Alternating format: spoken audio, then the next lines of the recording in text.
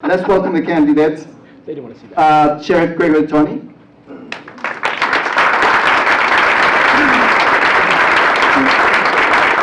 Mr. Raymond Hicks.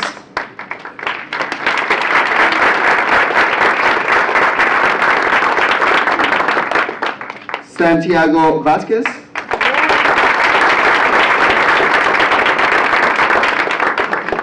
Scott Israel.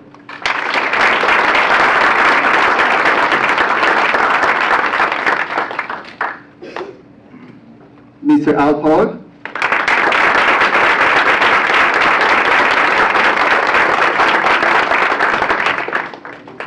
And Mr. Andrew Smolin.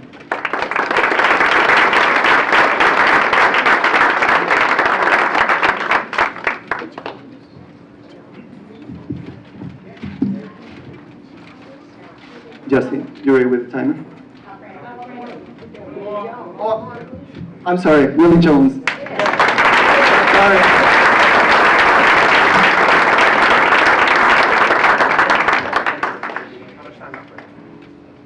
The first question. Okay, so everybody's gonna have an introduction.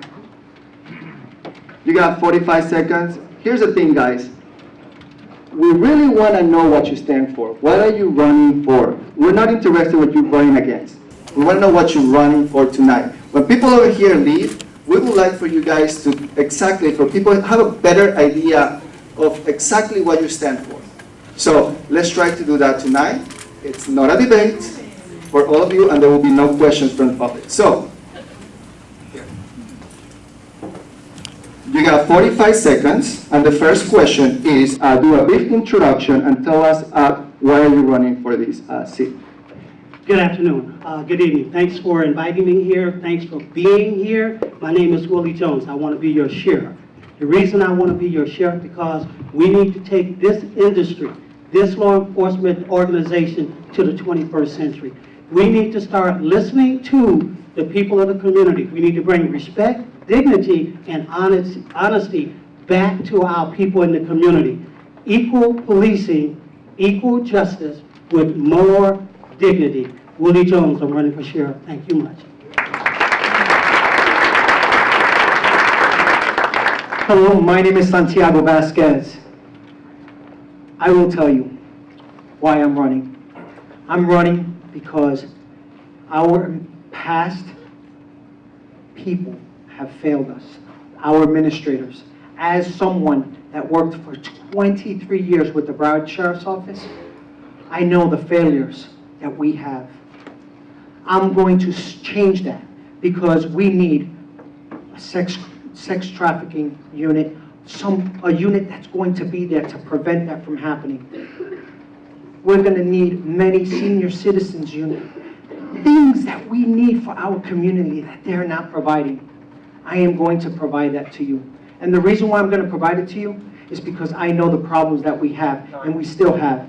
Thank you. My name is Santiago Vazquez, and I'm running for Broward County Sheriff. Good evening, everyone. My name is Al Pollock. I'm a retired colonel from the Broward Sheriff's Office. Been a resident of Broward County for 40 years. I'm running for sheriff because I have the experience and I also have the knowledge. I know this community. Each community in Broward County is different and unique. We can't police one community the same as we do another one. And I'm here to make the changes for that. Thank you so very much.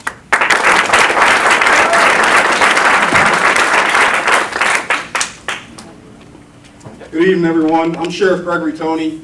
I think it's pretty interesting. In 3 days will mark a year in which I was honored to accept command of this post. And I'm the first African-American to stand in this post, and I'm telling you, it's been a great honor and privilege to do so. This agency is comprised of some remarkable men and women who have served this community for a long time. And the failures and lack that you've seen or witnessed on the news, whether you agree with them or not, has been a byproduct of leadership. And I have done some unique things to make sure we don't have this again. I promoted from within the agency. We have the most diverse command staff that is comprised of over 200 years of institutional knowledge and experience that is leading this agency. This is not a one-man show. And I am very proud of the things we've done, from diversifying our recruitment practices, from expanding our training protocols, and enhancing our overall public safety, and bringing the level of accountability and professionalism that you deserve. Not necessarily that something you need to request, but you deserve that out of this community because we can afford to put that in place. So thank you. That's why I'm running, to retain this office, to keep the things that we've done in place so that we never again have to worry about whether or not we're prepared to safeguard our community. So thank you.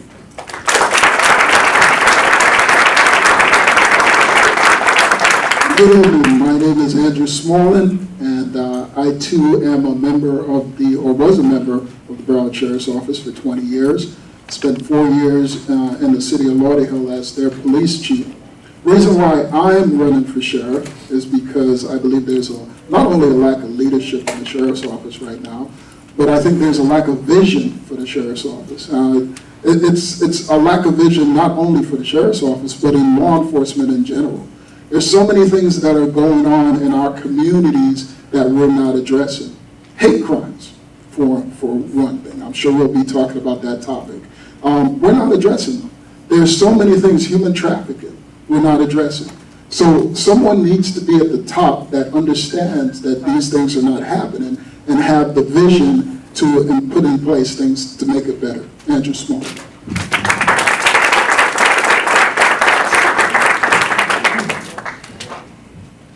Good evening. I want to thank the Dolphin Democratic Club for sponsoring such an incredibly important forum. My name is Scott Israel, and I am your elected sheriff of Broward County. Your vote was stolen, as if somebody would take a wallet or somebody would take a TV out of your home. Your vote was stolen. And to reclaim your vote, you're going to have to re-elect me for the 3rd time. Why am I running? Why do I want to get reelected? Because growing up in New York City, I can remember every night on the news in 1969, the Stonewall riots. And if we learned anything from the Stonewall riots, it's that we have to treat people equally. Nobody should ever give up their human rights, and everybody should have the comfort and rights and protection of being an American citizen. We can't forget what we learned from Stonewall. Thank you.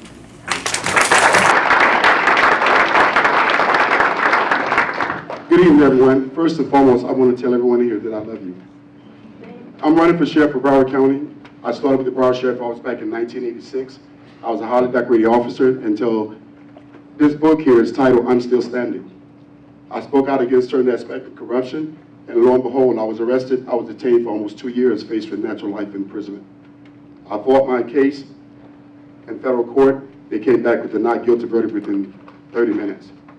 My family and I, we lost everything. I've been married now for almost 34 years, and what I want to do is build a relationship between the community and law enforcement. We need to get back to community policing. My job is something that I love. I took pride in everything that I did. Whatever they asked me to do, I did it. And it's a shame that I was a highly decorated officer. I was a Gold Cross recipient, Silver Cross recipient, 2-time Deputy of the Month. I'm hoping and praying that you all will support me as Sheriff of Broward County.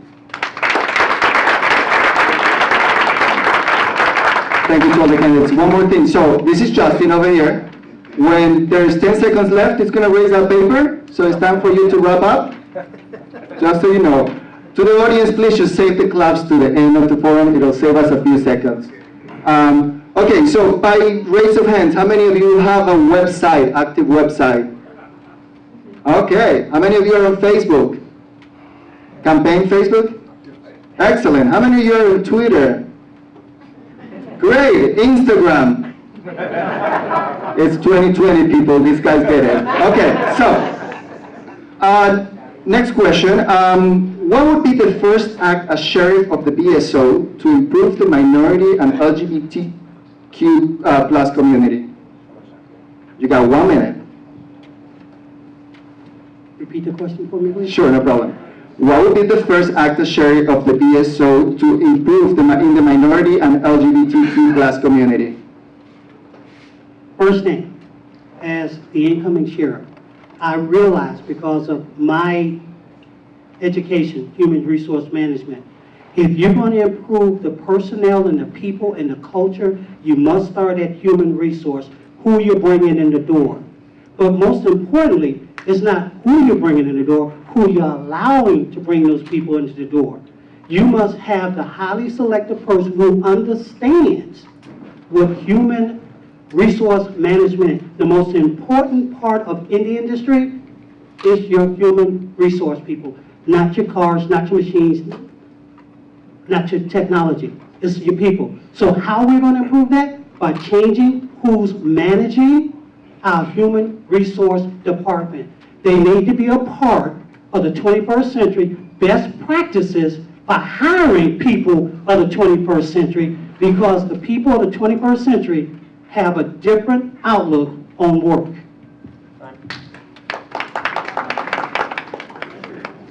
Thank you. Do you want me to repeat the question? Yes, please. Okay. What would be the first act as sheriff of the BSO to improve within the minority and LGBT communities? Thank you. Well, right now, I will tell you, I'm retired from the Broward Sheriff's Office. And I have many organizations that I go to, that I represent. Unlike a lot of other people that are standing behind me, I will tell you that we're going out there, meeting our communities, going out there. The first thing I want to do is hire veterans. We lack that. We lack by hiring a lot of veterans. And that's one of the things that we will definitely go with doing. We're going to switch and change our human resources department as well. We're going to upgrade it. We're going to use more training, more experienced people that are going to go out there, and we're going to look for people in our own communities.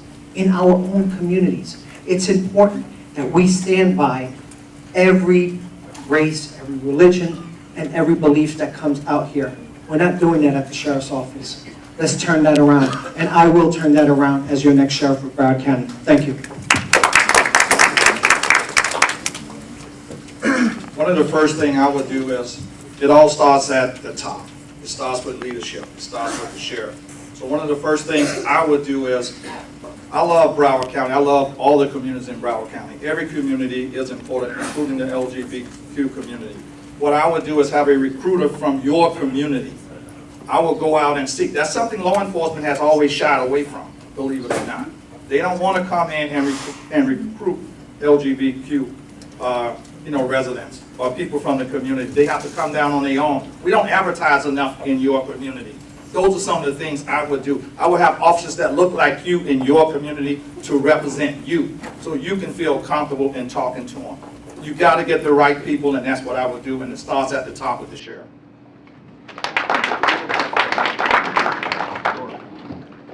When I first was able to come in and take command, it was evidently clear that we were going to have to promote from within to keep that institutional knowledge.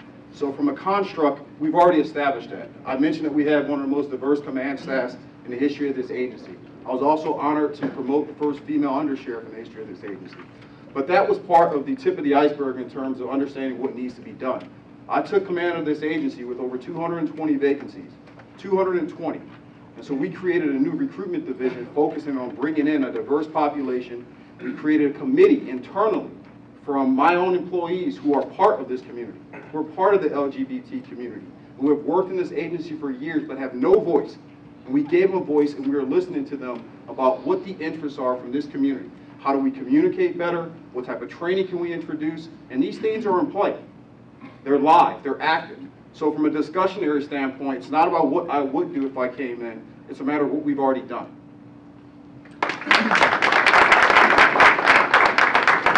So I'd like to answer that question by telling a story. In my current position at Broward College, I'm an associate dean, and part of my portfolio is to hire professors coming in.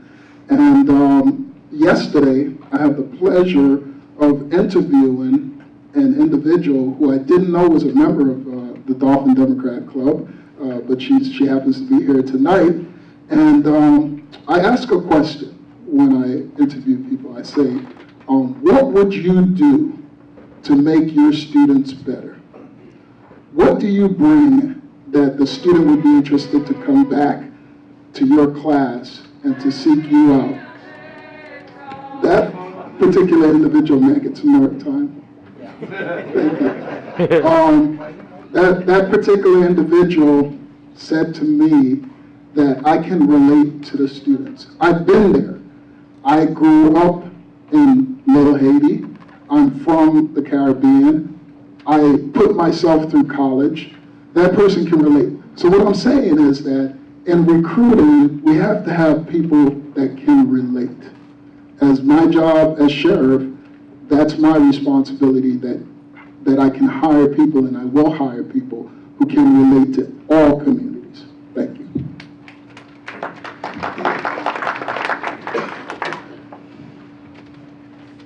I'm going to get a little emotional answering this question, but the very first thing I would do, ladies and gentlemen, is bring back Michael Albetta and Patty Lynn, two people the current sheriff fired for no reason.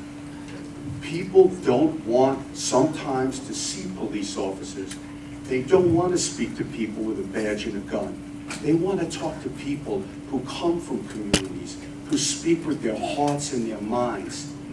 There's a reason that Rick Party labeled me the people's sheriff. I understand our communities. I understand the diversity. I would continue doing the programs, as Colin Powell once said, the best indicator to predict how a man or a woman will perform in the future is what they've done in the past. When I read the current sheriff's handout, we started all those programs. Two men in the back of the room, Colonel James Poland and Under Sheriff Steve Kinsey, they started the Real-Time Crime Center. They started the training center. They pulled the plans for the parking garage. They say flattery, the best form of flattery is imitation. We're going to continue these programs. And Michael Albetta and Patty Lynn, I don't know where you are, but I will bring you back. I grew up in a family where they were stabbed and cut and my mother was shot. My dad went to prison. He did 8 years in prison for shooting his own best friend. I think that every man and woman should be treated equally, regardless of who you are, your race, ethics, belief, background, color. And I think that it's important that the sheriff's office incorporate a lot of different people who actually come from the LGBT. Why not give these people a chance and work in their own community? Why not inspire them, let them inspire the others to say, hey, listen, you are somebody. We all are somebody. To be honest with you, it starts with us. Leadership starts with us. I'm retired as well right now. I've been in law enforcement security around over 32 years now. It starts with us from the top, and you work your way down to the bottom. So I'm hoping and praying that you all will give me an opportunity to serve this community.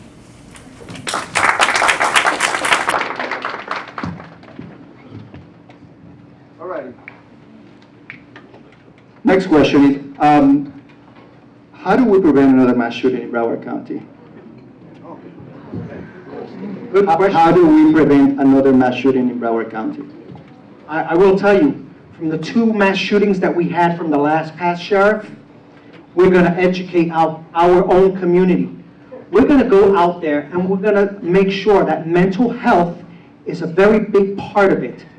Mental health. You can't train a police officer with 8 hours of mental health.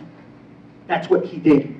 What we're going to do is we're going to have professionals out there. We're going to have psychologists out there to help and look at our suspects, our victims, and not only that, assess our own police officers. That's what we're going to do, because a mass shooting can happen anywhere. It can happen anywhere. But you know what? As long as we have technology, education, and we have people to say something and do something about it, that's what I will do. I will make sure that we educate our communities to make sure that we can stop it before it happens. Thank you. Excuse me, I don't want to hear that's what he did anymore here tonight. Thank you, Ro. Thank you. Next guy, please go ahead. She said, go ahead.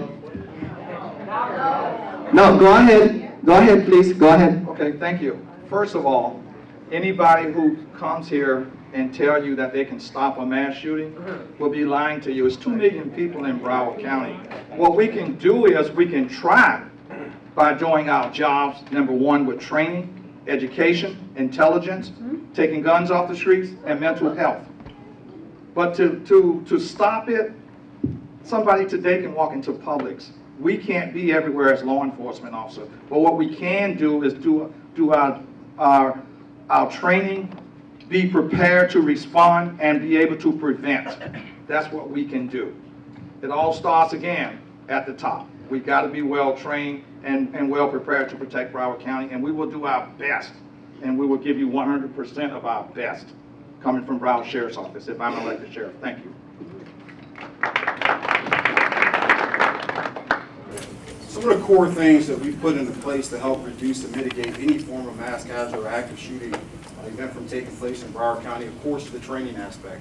We've gone out and we've done partnership elements with the FBI, Homeland Security, and established all the top credentials in the United States and built a more robust training staff that can handle the training capabilities of having 3,000 plus first responders. The second aspect that we did under my command was to establish and build out a real-time crime center. And I'm not going to get into the dialogue for sake of respecting this lady's wishes and the rules of this game, but that was done under my command with my men and women, and I can't stand here and allow that to be snatched away from the dedicated BSO people who put a lot of time and hours behind that. So that's part one. We also are taking more serious any threats that come out towards our community. We failed grossly in terms of investigative practices in the past, and now we are constantly doing background searches, research, and if the time permits, to make an arrest. There are many things that we can continue to do to expand the type of preparedness that we have here, including training our civilians, which we haven't done a good job at, but we are now taking on that responsibility as we're now building a new training center. So thank you.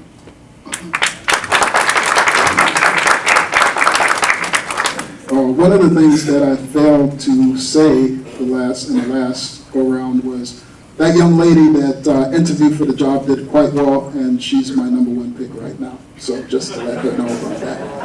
But anyway, to answer the question, what can we do about mass shootings? Mass shootings are an epidemic, period, end of story.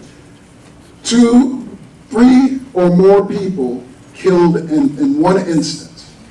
To do that, you have to have more than likely a gun that shoots multiple rounds. A gun that shoots multiple rounds, we call them different things, AR-15, Bushmaster, whatever.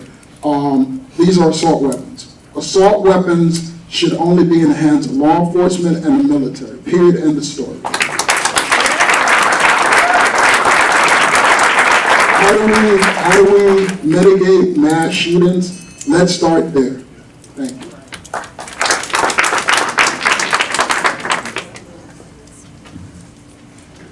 I couldn't agree more with what Al Pollock said. If somebody stands up here and tells you they could prevent mass shootings, they're just not being truthful with you. But there are things you could do. You could train hard, as we did. You could learn to mitigate. But I think the thing that's probably missed the most is, as police officers, as law enforcement, we need to make our communities understand that you're our eyes and ears. There's 2 million people in Broward County.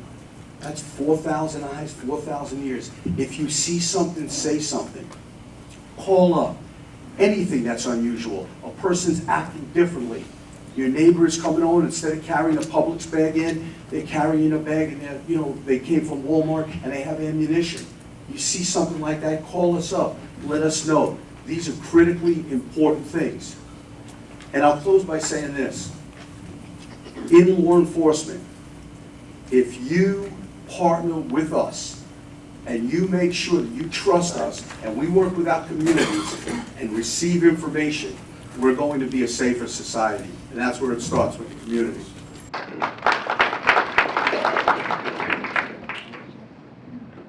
When you talk about active shooter, it can actually be minimized if you take individuals from the military as well as law enforcement and you put us in the school system. I did a proposal and I submitted to Superintendent Runcie as well as the sheriff, the previous sheriff, in reference to active shooter. I work at a company now, a security company. I secured over 300 some people in the Apple store a couple years ago when they had an active shooter situation that took place there. 300 some people I secured in my store. There was not one product taken and not one injury because I handled that situation in a very strategic manner.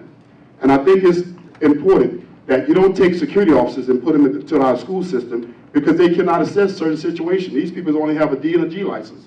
Why not take law enforcement and military personnel, put them in the school system, and make sure they're very equipped. That will minimize the situation. I'm hoping and praying that you all give me a chance to support you all.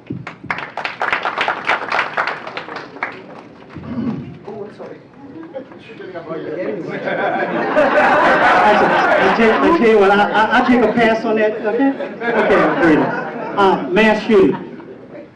There's no way to predict them. The only thing you can do is prepare for them, as we prepare for storms every year. And how do we prepare? We tell the public. We tell the community.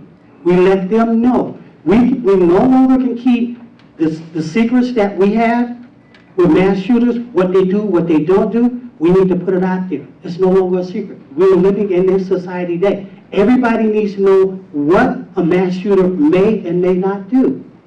So we start training within, and we make sure the public knows what's going on. Also, we have policies, procedures, and laws already in place. We gotta do them. The red flag law.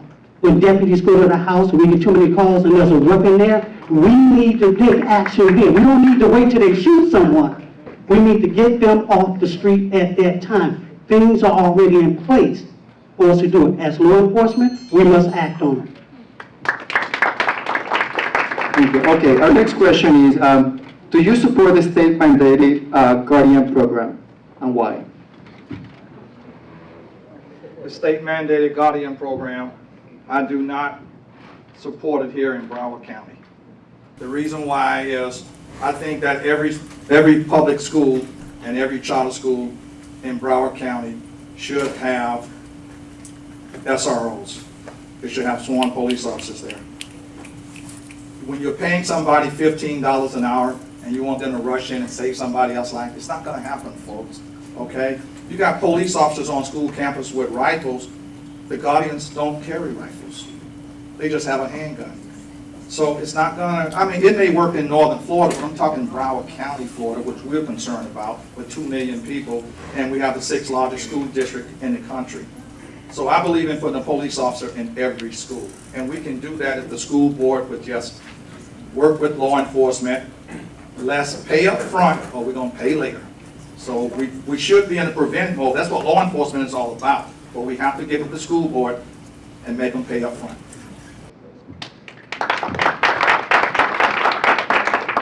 As the sheriff of the county, we're responsible for doing all the training for the Guardian program and ensuring that the current state regulatory guidelines that require either an SOO or its equivalent or Guardian be available in our schools. From a law enforcement standpoint, my preference will always to be have sworn, certified law enforcement officers that have a so much more robust training platform and continuation. As it currently is, the state has not put any regulatory minimums to ensure that our Guardians are continuing to have the necessary training. But as the sheriff, I've already introduced new training protocols within the Guardian program, and it's going to ensure that if we're going to train them once, we're going to be responsible for the continuation of the training. I will say this, the Guardian program was a byproduct of a horrific incident that we had to suffer in Broward County. And the state ended up having a knee-jerk reaction and slap this thing together with not looking at all the intricate details that would be required to make sure that we had qualified people that were available to protect our most viable assets, which is our children.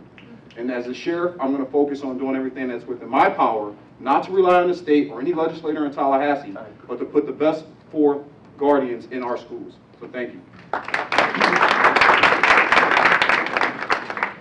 So during my time at the sheriff's office, I had the opportunity to be a school resource officer. I was a school resource officer in Pompano at Blanchard's Ely High School.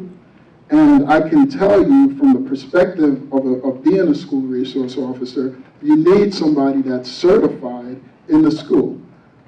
Nothing against the Guardian program, however, it's lacking because the Guardians are simply security guards. Nothing against security guards, all right? But an SRO is so much more than just a security guard. An SRO, a school resource officer, interacts with the students in the school. A school resource officer interacts with the administration in the school. Guardians don't do that. All they do is look out for trouble and report that trouble and interact if there's a problem. School resource officers do so much more. They do prevention, and that's what we need in our schools. School resource officers, not guardians.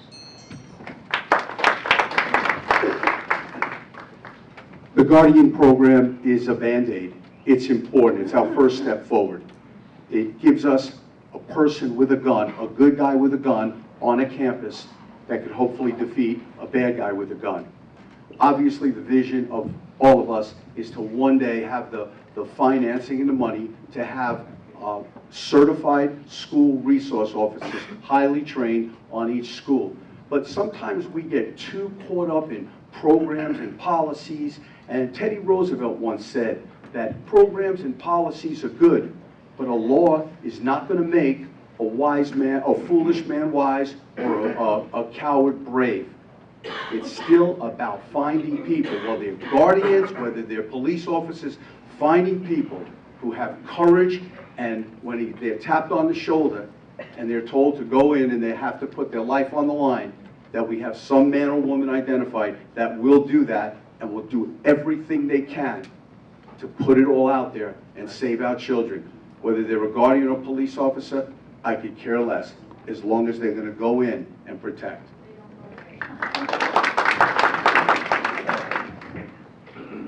I'm going to say it again. When you take a security officer and you put them into a school system, they don't have the proper training. The Guardian program, to me, is counterproductive. And I'm going to tell you the reason why. When you take a security officer and you put them in a situation where there's an active shooter, they're going to run too. But if you take a military personnel as well as law enforcement who are trained to assess these type of situations, then you can minimize the threat. Also, if you take 5 police officers or military personnel, you put us in the school system, you give us an FN-57, you give us a ballistic, you have 5 people rotating on a 30-minute basis. You have 2 people on the exterior of the school and a cart. That will minimize the situation until law enforcement arrive. Again, I'm going to say guard and protection, security officers, it's not good for our school system.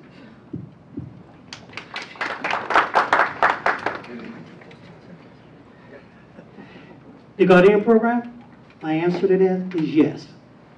The reason I say yes, because I'll take any set of eyes, with or without a gun, to protect my children. I need someone there to tell me what's going on. I had teachers do what police officers should have done. I had teachers that gave their lives. I had students that gave their lives. So when you tell me I'm going to take a set of eyes out, regardless of what type of training they have more training than the teachers did and the students had. So yes, anything that's going to protect the children in our school system, I will support. With that being said, I will not just train them the initial training they have. They will get advanced training. They will get continual training. They only won't train as guardians. They'll train with the SROs. Not only will they train with the SROs, they'll train with the local jurisdictions. So when we have a problem, they work as one. They know who, what, when, and where, how to respond to protect our children. Let's not get it twisted. Let's not get it backed up. The most important thing we must do is to protect those young lives while they're learning. As a veteran, I can tell you that we work together as a team. That's what I want, to protect our children. I want police officers, that they have police radios. I don't need to arm teachers. If I need to arm teachers, then that means that the suspect is already inside the school. We're trying to prevent that from happening. Let's have police officers outside. Let's make sure that we can secure our school from the outside and prevent that from happening on the outside of the school, so that this way it's easier to lock in. And I will tell you, all I want to see is a uniformed personnel in there. Because when you're out in the street and a crime happens to you, the only thing you want to see is that uniform. Thank you. Okay, our next question. The transgender community is under attack in America, with over 22 murders in 2019. What actions will you take to prevent discrimination and enact protections for our transgender brothers and sisters? Thank you. So there's so many aspects to this that we've already initiated. I talked earlier about bringing in a coalition of our own members who are transgender, who are part of the LGBT community, and we started to put together a committee to figure out ideas and concepts that need to go forward. So we talked about the training aspect, but we also, myself as the sheriff, has a lobbying team that can put forth messaging. And we're working with the ADL right now to ensure that we get legislation in place to make sure that these type of crimes that are attacking our transgender community are considered hate crimes, because they're currently not. And we need to have stiffer penalties on those people who would discriminate against anyone, whether it be black, white, Hispanic, Latino, and somehow we forgot about our transgender community when we put this legislation forward. And so we have our lobbying team up there right now, prepared to do this battle for this entire community so that we don't forget about any segment. And this has been going on for quite some time. So I'm proud to take on that battle and stand here as your sheriff and make sure that we put these things in place so that we can have the enforcement power to make sure people understand there's high penalties for creating these type of violent crimes. Well, when I first started this forum, I talked about vision, and that's one of the things that we need to be a little more visionary about. That is pure hate, what's happening to our transgender folks, particularly transgender women of color, particularly transgender black women. Not too far from here in Clewiston, Florida, we had a 23-year-old woman by the name of B. Love Slater, 23 years old, that was murdered, burned in a car beyond recognition. If this was happening to any other group of people, we would be up in arms. It would be front page news, but it's not. First of all, we're not classifying the crime correctly. That's the first step. As the sheriff said, I'll give him this, it's not even in our laws. That's the first step. After that, we can address the issues within the community. We got to take those steps first. I think it comes from a commitment from the sheriff of Broward County to want to do something. That's why over the last 3 or 4 weeks, Michael Albetta and I have gone to the vigil here, the transgender vigil here, and then we went to a town hall right in the back building to find out. You can't have an attitude of, I'm going to tell communities how to solve problems. That's not how it works. I've been sheriff too long to understand that communities tell you how we can solve problems together. That's why you have to commit education before enforcement. I'm going to create a human rights coalition. We're going to be represented by every group in Broward County. We'll have a leader of that group, and they will work with lobbyists. They'll work with everybody. But I can tell you one thing, I won't be told about the meetings by a colonel or a major. I'll be a participant with Michael Albetta at the meetings.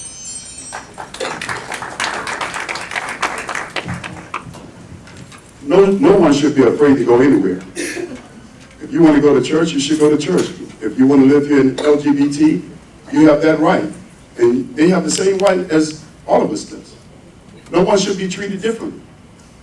If that person has a problem, law enforcement should respond. You know, again, it starts with all of us. That's where it starts from. No one should have to go to church and be afraid to go to church and sit in there thinking that because of the fact that they from the LGBT community, you know, they're going to be assaulted or attacked. I'm hoping and praying that you all give me a chance to serve you all, and I guarantee you it won't happen.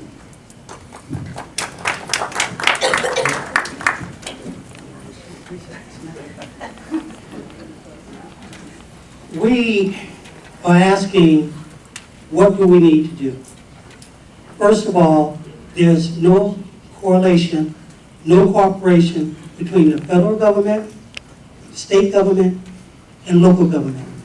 We can sit here and give you all these great visions, all these great political speak, but until we find that correlation, until we start cooperating with the people that make the laws, we're just talking. Now, with that being said, this community, like many other community of disadvantage, has been forgotten by law enforcement. We need to make sure that our communities, not one, I don't care what zip code, what area code, where you live, where you shop, should not be forgotten. So how do you do that? You put 17 deputies with 2 CSAs to be community policing specialists, not only to work the community, but train the community and other deputies.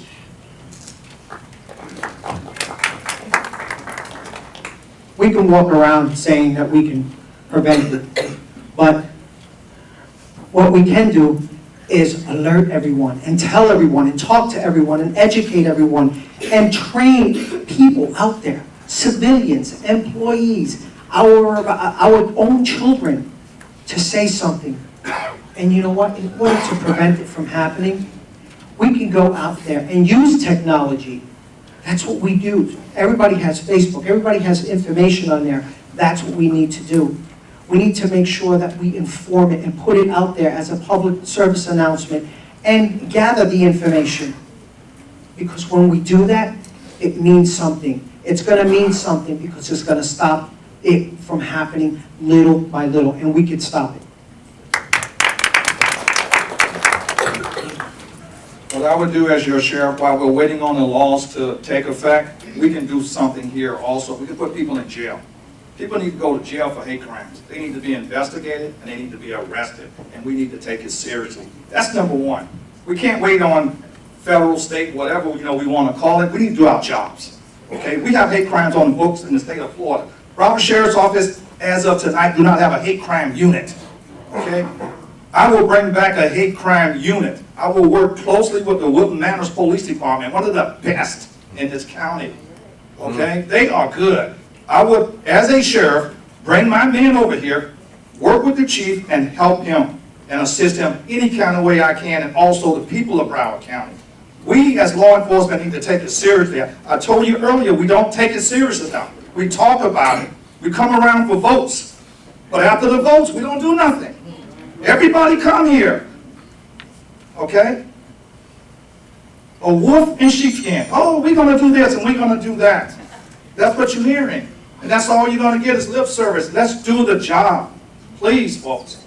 Hate crime is a hate crime. Put people in jail. When the last time you heard of somebody in Broward County going to jail for a hate crime? I haven't. But we need to do our job and step it up and start putting people in jail and bring it to the attention of the state attorney's office and also to the public. And that's what I would do. I would create a task force, and we will work with your local police department and other police departments, and we're going to go after these aliens that are out here doing this.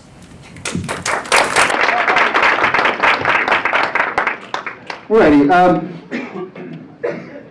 How will you ensure the health, safety, security, and dignity of transgender and gender non-conforming people while being searched, detained, and communicated within the criminal justice system? When you talk about the criminal justice system. Sorry to interrupt you, 1 second, reset the time. I want to make sure that we're very specific on this question, so I'm going to repeat it. How will you ensure the health, safety, security, and dignity of transgender and gender non-conforming people while being searched, detained, and communicated within the criminal justice system? All right. Like I said, the criminal justice system incorporates a lot more than just law enforcement. The sheriff's office is responsible not only for law enforcement, but also for the jails for corrections. One of the biggest issues that we have right now in the jail system is the correct designation of individuals that are transgender or non-conforming. That's one of the first steps. Well, actually, before we even get to the jails, law enforcement officers, deputies out there need to understand and need to be educated on the transgender community. One of the ways we could talk about, we could do that, we've talked about recruiting. We can recruit more people that reflect those transgender people or know about those transgender people. That is one of the ways that we can address. Second issue is in corrections. Once they get to the jails, we have to designate them properly, and we have to make sure that they classify according to whatever their transgender or non-conforming status is.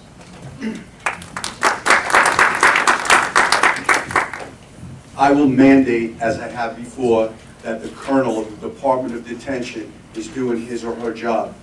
The President Bush, years ago, instituted what we call the Prison Rape Elimination Act. And what that means is if a transgender individual is transported to jail, they must first be asked by the receiving deputy, what do you consider yourself? That's how we handle it. If they say they're a female, they're a female. If they say they're a man, they're a man. They make that final decision. That's how a dignified agency works. However, sometimes deputies can be concerned about two individuals, the individual who was arrested and the population where that individual was going. So at times, and we have the detention personnel in the audience tonight, if the detention deputy or supervisor believes that there's a possibility that the individual who's arrested might be endangered or the population might be endangered, they could go to a confined area. It's just doing what the law conforms. I started in detention back in 1986, and of course, they actually took the transgender inmates and they separated them. They put them on a different floor. If I'm not mistaken, I think it was like 4 Charlie. And when they put those people in on a different floor, it separate them from career criminals, home invaders, robbers, murderers, burglars. And to be honest with you, they were safe in their own environment because they had people that looked like them. And it all boils down to, again, professionalism. If you have some of the top administrators never took the initiative to even go to a housing unit. Those people have to be booked and they have to be properly processed. And once they're processed, you put them in the area where they need to go. And that would eliminate where they get raped, because inmates does get raped each and every day, whether it be a female or male. So you have to categorize them and put them in the right classification. Can I have a question, one more time, please? Sure. How will you ensure the health, safety, security, and dignity of transgender and gender nonconforming people while being searched, detained, and communicated within the criminal justice system? First thing, we start with training. We make sure the deputies out there not only treat transgenders with respect and dignity, every individual they come in contact with in Broward County will be treated that way. Now, how do we protect our community, our special communities? Training, specialized training, specific training, not generalized training. This is how you search, this is how you pat down, this is how you secure. Once you get to the jail system, once you get to the booking system, then those particular questions are asked. You have your classification officer standing right there when they're being booked. And once that individual makes that designation, once they say, this is my life, this is what I do, then they're not put into general population, they're automatically sent to that safe designation. So they will not be harmed, but it starts with training, specific training. It cannot be generalized training. We're going to reform, rebuild, and restore our jail. If it's not being done now, shame on us. That's the first thing. What we will do as Sheriff of Broward County is we're going to make sure that we identify them. We're going to let them identify them on how they want to identify themselves. And we're going to make sure that they feel safe and secure. We're going to make sure that that's our community. That's our community. We need to make sure that they're safe. And that's what I will do. Not only make sure that that person is safe, but that every single inmate in my jail will be safe. Thank you. First of all, it goes back to education and training with the employees within the Broward Sheriff's Office. And that's what I would do, make sure that they are trained and they got the education on it. And also the jail. The jail needs an overhaul. Broward Jail has had so many suicides lately that in the history of the agency within the last year or so, okay? That needs to be changed. Something is wrong. Our jail system is broken in Broward County, even when it comes to mental health. As simple as a lady having a baby in jail, that should never be in our county, okay? So we got problems in our jail system, okay? And it all starts where, as I said earlier, with the sheriff, we gotta make changes. Thank you. So, several elements are going to talk about training here, but here's the difference. We've actually instituted the training. We put forth over $500,000 to introduce racial equity and implicit bias training, including partners from our transgender communities out here. This is going on right now. And this will launch this year, not 5 years, not 10 years from now. That's one segment. We talk about a two-pronged approach in terms of what's available in the criminal justice system. We have law enforcement, we have detention. Scott outlined a lot of different regulatory elements that exist in detention, but there is a level of accountability because we have policies that were in place for decades now where we have not enforced them the way we should have, and that's why we have incidents where people have babies inside of the jail because we're not doing our job. And our current command staff is holding people accountable. We've looked at every single case, and we have internal affairs investigations going on to this day. And if you've learned nothing since I've been in command, is that we will be accountable and we will be transparent. And people will be held accountable when they mishap, when they don't perform their duties, when they violate policies. No one gets a pass.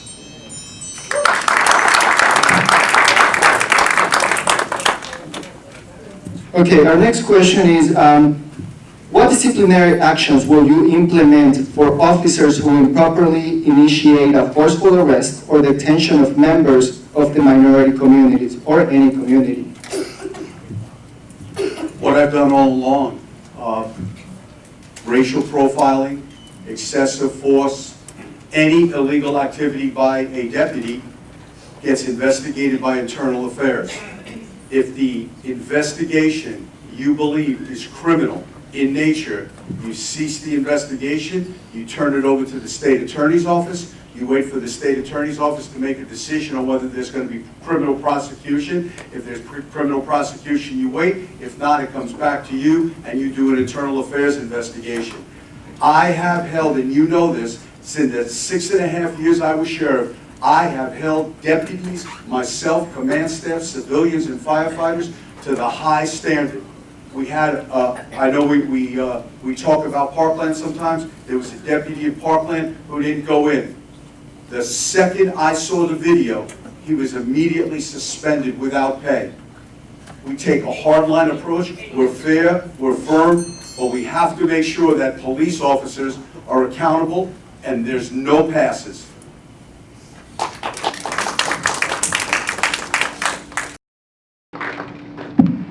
I'm gonna bring you guys back to this book here titled, I'm Still Standing.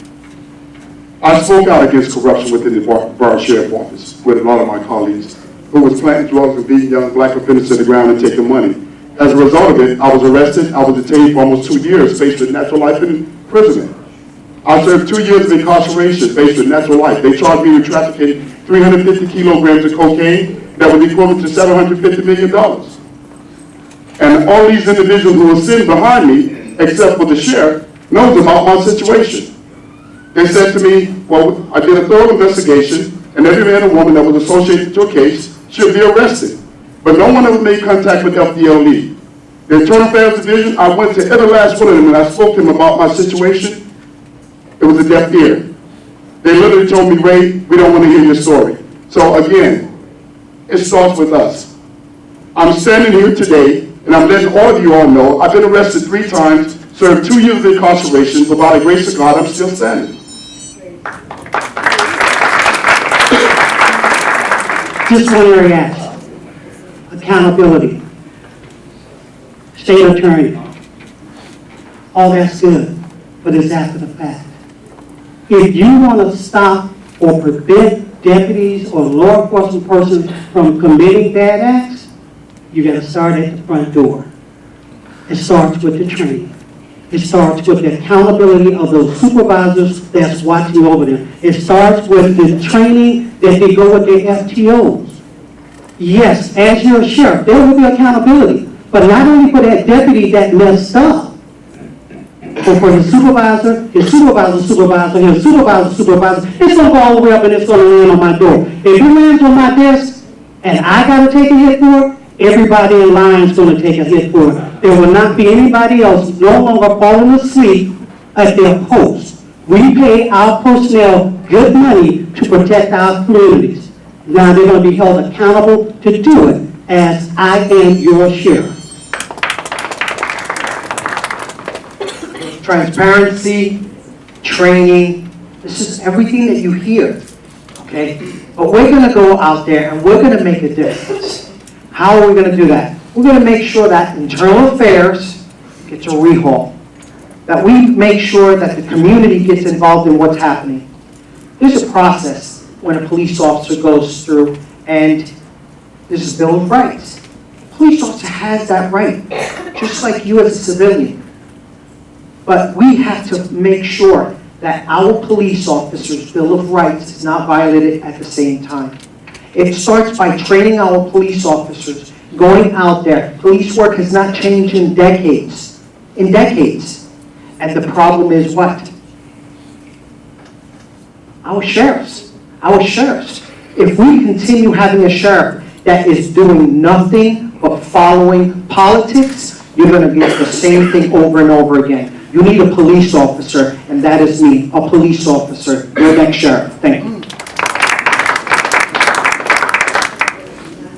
Accountability. You have to have accountability. First of all, when someone do wrong, they have to be held accountable, but you also have to have an investigation to make sure that what the complainant said was right or wrong.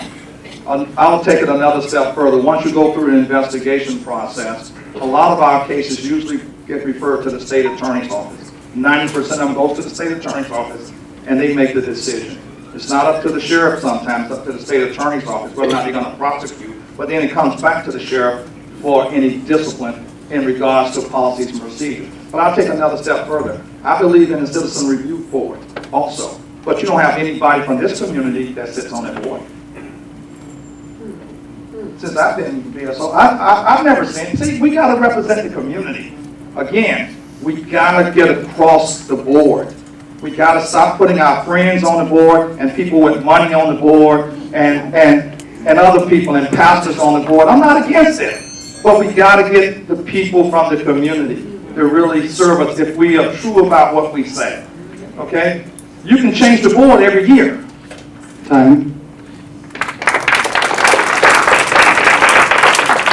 I'll pick up where Al left off, because he's right on when it comes to having a level of transparency and putting people in place and holding them accountable. The internal affairs investigation process versus the criminal process are two totally different things.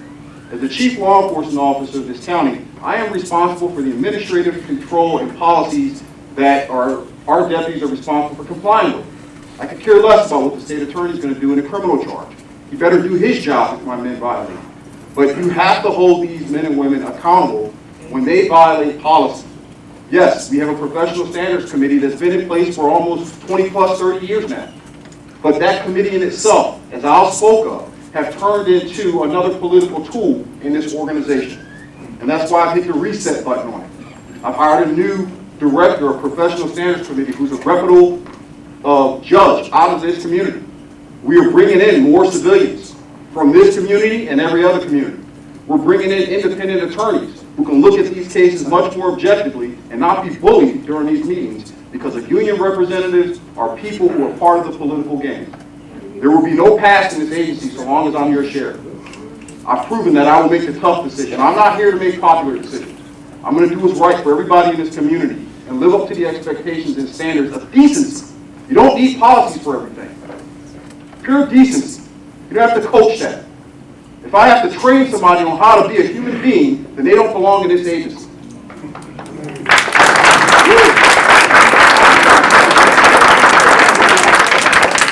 I've been waiting so long, I think I forgot the question. It happens, it happens. I forgot about Willie Jones at the beginning. Alrighty, what disciplinary actions will you implement for officers who improperly initiate a forceful arrest or detention of members of the minority community or any community? Okay. I heard about the civilian review boards, and I've heard about all these other things that my previous opponents have talked about. It starts with the sheriff, all right? And it starts with two words: zero tolerance. Period, end of story. Zero tolerance. If you got somebody that's out there, a deputy that's violating people's rights, zero tolerance. If you got somebody who's abusing citizens, zero tolerance. That's all there is to it. Civilian review boards, yeah, those are good for policy violations. But when we're talking about criminal acts, it starts at the top. And I can tell you, I have zero tolerance for that type of activity.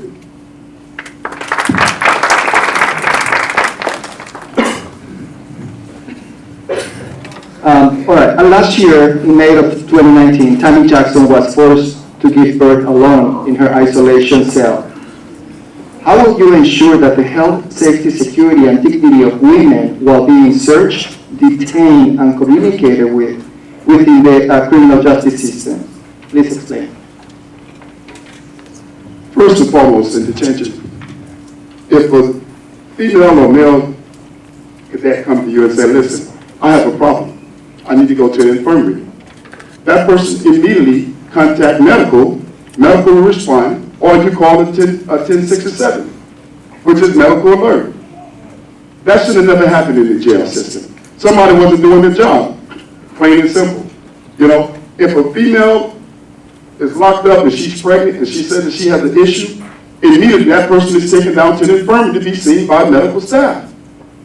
Somebody there didn't do their job. That's what it boils down to. And as the sheriff said, that every man or woman will be disciplined the way that it's supposed to be disciplined. You know, it goes back to what Mr. Smallman said, zero tolerance. And I will mention that what they did to me, every man or woman that did what they did to me and my family was promoted to a higher rate, and they still work at the Broward Sheriff Office to this day.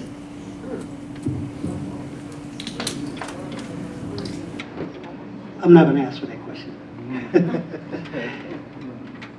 We have a medical staff that we bring in from the outside. We pay them lots of money, lots of your money, to provide medical attention to the people that are incarcerated. We need to make sure those folks know what they're doing. They're getting paid for it. Anybody who knew Tammy was in her 36 weeks should have said right up front, get her out of here. Bail her out, release her on reconnaissance, then we won't have that. But that comes from competent medical attention. If you put someone in a safety cell, a confinement cell, they say, all right, deputies, every 30 minutes go down. What about the medical part? We need to stop housing people that do not need to be housed. We need to start giving medical treatment to the people that need to be treated, because we're paying, you're paying for it. Your tax dollars are paying for that multi-million-dollar contract. That should never happen. The problem is lack of employees. Still is, no matter how you want to put it. We got police officers, we got deputies that are working overtime and burning themselves out. We have dispatchers that are burning themselves out. But yet we're not utilizing technology inside of our own jail because they want to save money. How about save a life? Okay, how about save a life? Because God forbid something happens in that jail, it's going to be, they're going to be paying for it. Our medical staff has been inadequate for years. Okay, that needs to change immediately. Just like the administration has to change when it comes to that. They have to change their policies. They have to change their procedures. We have a core value and a mission statement, and that's fantastic. It's just we're not following it. We're not following it, and we need to. Okay, thank you. Again, it goes back to our employees. We have to get the right employees, and we have to hold our employees accountable. The jail is broken, I'm going to tell you. The jail management can do a better job than what they've been doing in there. I don't know what they're doing, but somebody is sleeping at the wheel. Anytime somebody having a baby in jail, okay? And that wasn't the first lady that had one. They sent one out, she came back. They sent her back again, and she had another baby. You didn't hear about that one, okay? So, but again, Medicare at the jail, it's all about the money. These bidders that come in and bid on this contract, you're talking over $20-something million in medical contract that you as taxpayers pay. Okay, they're about making money, so the less medical expense that they can save on. That's where they make their money, but we have to get the right company to come in that cares about people. And the deputies that work in the jail have to care. But I don't know what happened in the last few years, but we didn't used to have all this. I spent considerable amount of time at BSO, and you never heard about this.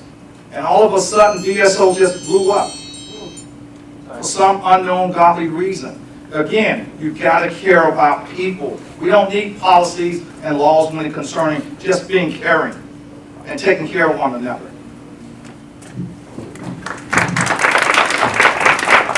The incident with Tammy took place on my watch. That's on me. I own that. But it's a byproduct of failed policies and holding people accountable. One of the things that you're not hearing about that incident is that the contract vendor that we use to provide medical services had piss poor employees. They had doctors who didn't show up and do their job by hours. They have nurses that didn't show up and do their job by hours. And one of the things I demanded was if we were going to retain this contract, that they would have to terminate these people. Because it happened on my watch, and it happened, and it's deplorable to have a woman have a baby on the floors in there. But we can't just push off and say now that the doctors and the nurses are fired. We had to look internally about what we can do to use better judgment as detention deputies. And so we're changing policies now. But we didn't give a pass on anyone. I instituted an internal affairs investigation to find out, is there any need to discipline any of our deputies who were there during that day? But it's always going to come back to accountability. Everything's not a policy, everything's not a protocol, but it's making sure that the people understand what the expectation is. Thank you. I think part of the question was talking about rights, women's rights. Is that correct? The question is, last year in May of 2019, Tammy Jackson was forced to give birth alone in her isolation cell. How will you ensure the health, safety, security, and dignity of women while being searched, detained, and communicated within the criminal justice system? Right, yeah, I knew I heard woman in there, not just pregnant, somebody being pregnant. By the way, that woman that gave birth in the jail, she was in labor for 6 hours. Now, my wife has given birth twice, and I've been there, and I know what she goes through, and I know that women scream, and things happen, and there's a lot of commotion. And if that is happening in the jail for 6 hours and nobody sees that, we got a real big problem. We got a real big problem. And I go back to zero tolerance. I think I gave the answer of zero tolerance before when we talk about discipline. That's a zero tolerance situation. I'm not going to go and talk about a vendor and multi-million-dollar contract. What about my deputies that are supposed to be walking the floor checking on these people? For 6 hours? Are you kidding me?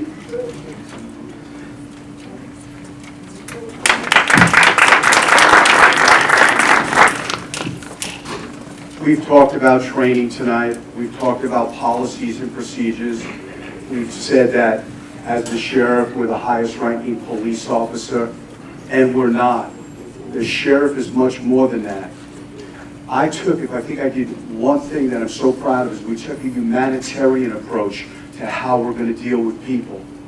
And I made sure that the deputies we work with, if we say we're going to solve problems and we're not going to have internal affairs, it's not going to happen.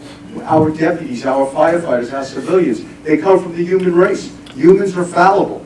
Every one of you out there works or lives with somebody who makes mistakes. That's just how life is.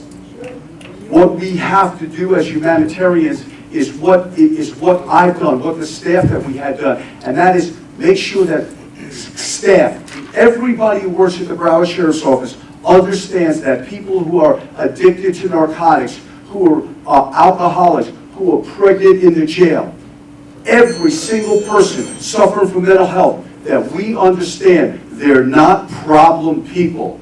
They're people with very real problems. And when we understand that we can help people with problems, we become a safer and better society. It's about caring. Statement. Sadly, coming to an end. You're in with Willie Jones. Okay, yeah. Question. Next question is for you. Okay, so. That was on me. All right. Closing I'm statement, just glad to get here. closing statement, 30 seconds. Go. What else? Okay, Willie Jones, I'm running for sheriff. It's obvious right now, we need a change in direction in law enforcement in Broward County. It's obvious that the things that has been done in the past will not suffice in the future. If we continue to police the way we did 40, 50 years ago, we're going to continue to make those mistakes. The concern is, can you as a sheriff stand in that breach when most people saying you cannot do that and be that change agent? The answer is yes. I've been talking change for the past 5 years in the sheriff's office. Willie Jones, 2020. Thank you.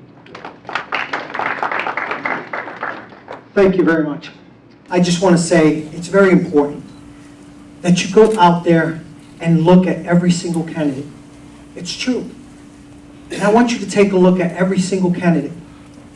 I'll be the only one that's not a politician. I'm the one that's going to be out there working for you, putting boots to ground, making sure that we get mental health professionals out on the street to solve and have solutions for our problems. So ladies and gentlemen, I'm not a politician, I'm a police officer, and I'll be doing boots to ground.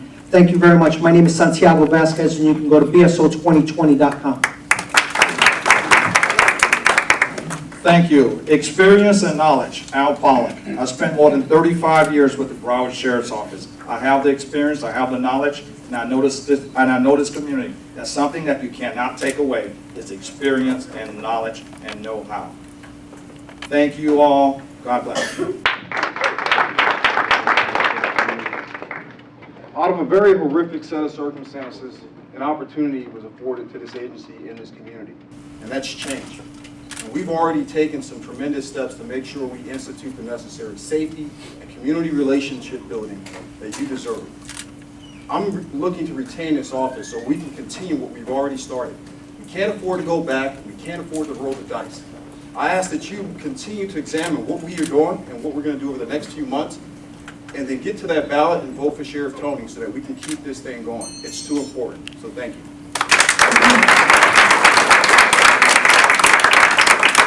First of all, I want to thank the Dolphin Democrats for this opportunity, for this forum. I want to thank you all for coming out and listening to us. We all talked about our hearts, as Mr. Olvera said, what's on our minds. You know what's on my mind. I'm a visionary. I see what's happening in the sheriff's office. I see what's happening in law enforcement, and I want to fix it. I am a visionary. Zero tolerance for those individuals that do not do the right thing in our sheriff's office. I'm for the community. My name is Andrew Smallin, and I'm running for sheriff 2020. Please vote.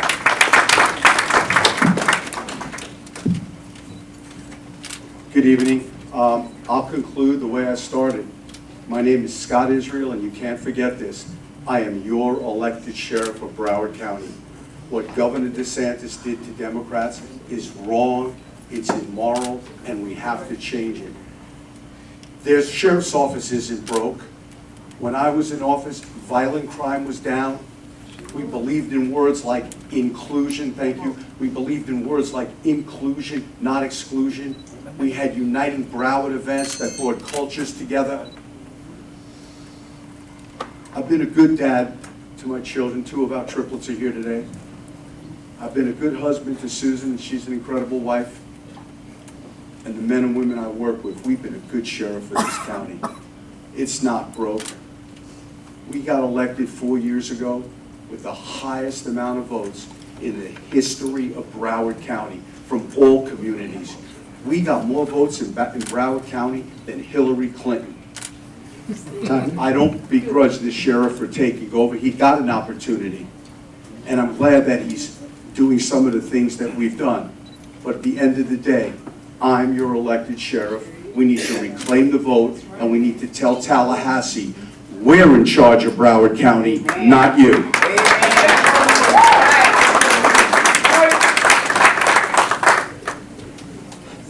Again, again, my name is Raymond Hicks, and first and foremost, as I started out, I just want to tell every last one of you that I love you. And again, I'm hoping and praying that you will support me for 2020, candidate for Sheriff of Broward County. I'm very loyal. All these individuals up here, there are several people that I've actually helped go into office. I brought in 99.9% of the votes, 3 different precincts in Broward. And they turned their backs on me. They promised me a position, next thing you know, I never heard from you. Hey, what about me?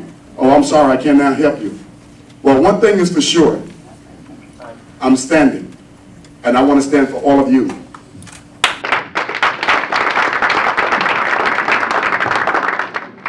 I would like to thank all the candidates tonight for being here. There's one thing missing in this panel, and it's a woman. And an LGBTQ person. So whoever wins, it's your responsibility to go ahead and build that bench. Because there's almost say the word. There's a lot of men here, and we need more women and more LGBTQ representation. Thank you. Thank you for staying within your time. Thank you to the audience. This meeting is not over. We have, I know. The poor guys from the Supervisor of Elections are back there waiting patiently for their turn. But thank you so much, and best of luck with your campaign.